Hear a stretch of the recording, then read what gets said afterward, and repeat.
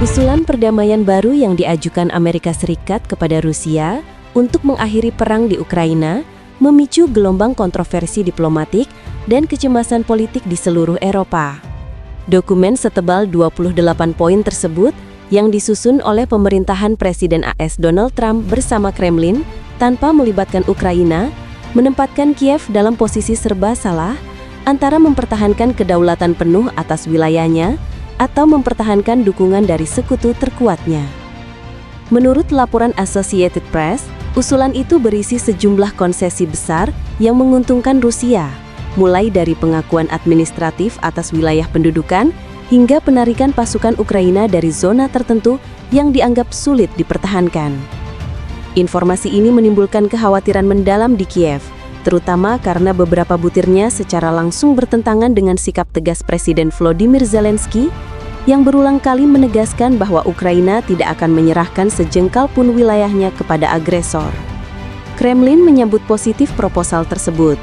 Presiden Rusia Vladimir Putin menyebutnya sebagai basis realistis menuju penyelesaian akhir perang. Sebuah pernyataan yang langsung memicu kritik dari para analis pertahanan. Mereka menilai bahwa jika Rusia terlalu cepat menerima usulan itu, berarti isi proposal kemungkinan sangat menguntungkan Moskow dan memperkuat posisi militernya di lapangan. Sementara itu, pejabat di Washington menyatakan bahwa dokumen itu masih berupa kerangka awal yang bertujuan menguji batas kompromi kedua pihak. Namun, sikap tersebut tidak serta-merta meredakan keresahan banyak pihak di Eropa Timur yang menilai Amerika Serikat berusaha menekan Ukraina untuk menerima kesepakatan yang merugikan. Beberapa diplomat Eropa bahkan memperingatkan bahwa skenario ini bisa menjadi blunder geopolitik terbesar AS sejak penarikan pasukan dari Afghanistan. Di Kiev, reaksi pemerintah berlangsung hati-hati namun tegas. Salah satu pejabat senior kantor kepresidenan mengatakan bahwa tidak ada rencana damai yang sah tanpa keterlibatan Ukraina sejak tahap awal.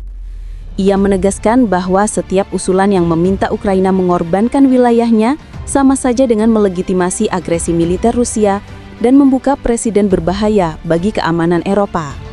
Para analis juga mencatat bahwa proposal itu disusun pada momen ketika situasi di medan perang kembali tidak stabil.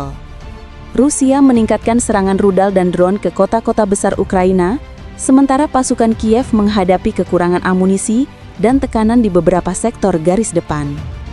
Ketidakseimbangan kondisi inilah, menurut mereka, yang membuat negosiasi menjadi semakin sensitif dan rawan eksploitasi.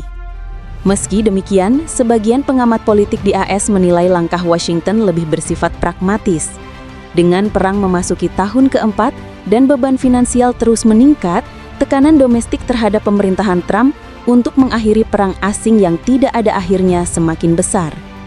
Proposal ini dipandang sebagai upaya mengatur ulang strategi global AS dan membatasi eskalasi lebih jauh antara kekuatan besar.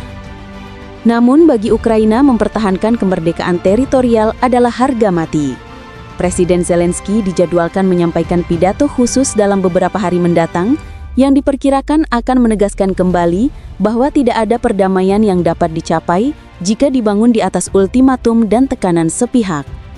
Di tengah perdebatan ini, nasib proposal tersebut masih samar.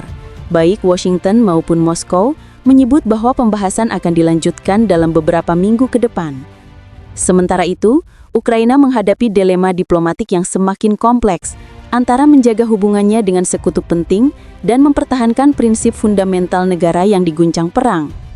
Jika negosiasi ini berlanjut tanpa keterlibatan penuh Kiev, banyak pihak khawatir bahwa hasil akhirnya dapat menciptakan arsitektur keamanan baru di Eropa yang tidak stabil dan berpotensi membuka jalan bagi konflik masa depan. Untuk saat ini, Ukraina tetap berada di garis pertama pertarungan diplomasi global yang akan menentukan arah politik benua tersebut selama bertahun-tahun.